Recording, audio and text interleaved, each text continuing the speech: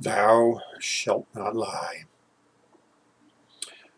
Somebody famous said that, I guess. But you know, I write fiction, and I think you will find that fiction writers do not respect the truth, but we do respect lying. That's why we write fiction.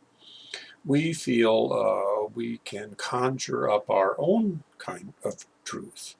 It's more true than truth. At least that is what we like to say.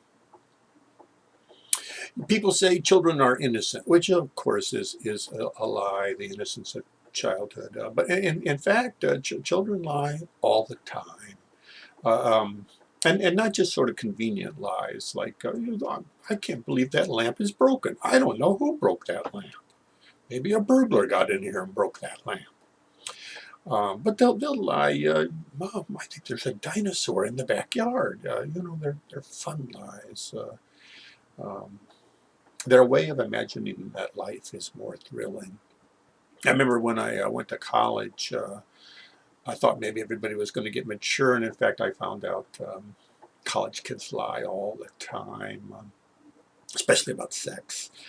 Um, the famous liar, Mark Twain, he said there are three kinds of lies: lies, damned lies, and statistics.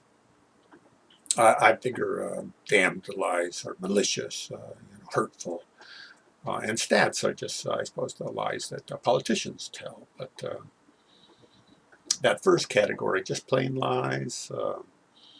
You know, that bow tie looks good on you. You know, black lipstick. A lot of girls can't wear black lipstick, but you, whew, looking good. But I think there's this fourth category of lies. I don't know, fun lies, interesting lies, exciting lies. When I was a college kid, I'd fly back and forth from the Midwest to the West Coast. And I found out, in those days they had what was called student discount. And I found out if I showed up late, then the other student discounts, they would get into the back end of the plane and they'd fill that all up. And there'd always be a few seats left over in the first class. And if I timed it just right, I'd get to fly first class for cheap. And I would always be sitting beside some rich person, and the rich person would be thinking, how does this raggedy hippie get to be in first class beside me? I'm a rich person. And so they would start speculating. A drug dealer. I think he might be a drug dealer. Maybe he's a record producer. And no matter what they said, I'd kind of play along with it. You know, if they thought I was maybe a record producer, I'd say, you know, Neil Young. People think he's high all the time, but really, he's a professional musician. Or, you know, if it was drugs, I'd start talking about Mexico. In Mexico, it's funny. If you're looking for drugs in Mexico, you know who you ask? The little kids, the little 10-year-olds. 10-year-olds always know where the drug dealers live. That kind of stuff. Hitchhiking, that was similar. When I was young, you could hitchhike and you just jump in the car and you could be anybody you want to be. I think those people that picked me up, you know, they usually had kind of boring lives. They were selling insurance, you know, they were driving around selling farm implements or some damn thing, you know. How did life go wrong? And it was like Jack Kerouac was jumping in their cars.